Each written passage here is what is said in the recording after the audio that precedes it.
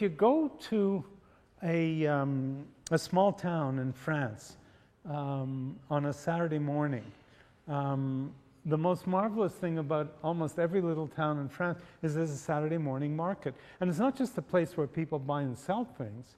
It's a place where people get together. It's the heart and soul of community. And community is the third element. We have markets and businesses, we have governments and controls, and we have community. And community, I call it the plural sector. We've got the public sector, we've got the private sector, we've got the plural sector. Communities are the heart and soul of the plural sector. And communities, it seems to me, are key for rebalancing society.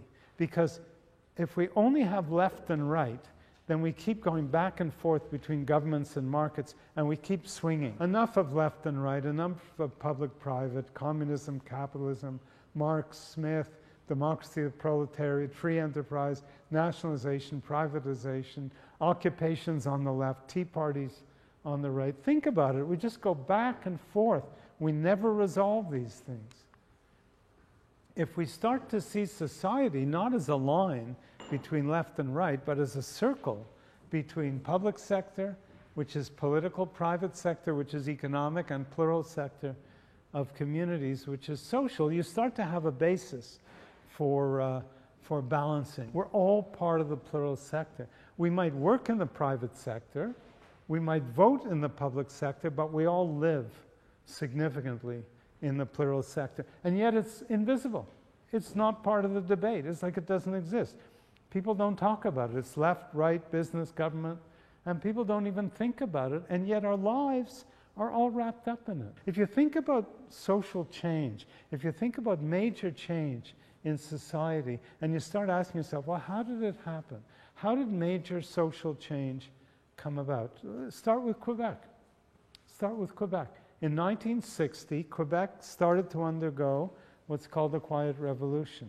And it was remarkable, absolutely remarkable. The people I know of that era typically have 1 or 2 children. Their parents all had 8 or 10 children.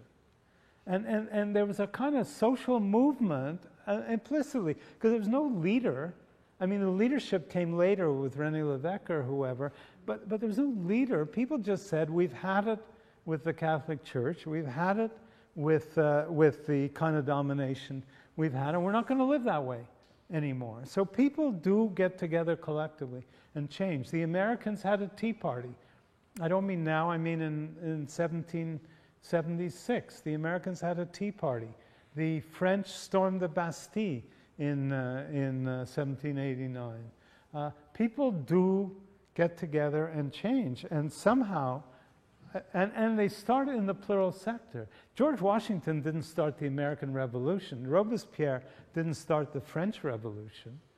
It started with people who were fed up.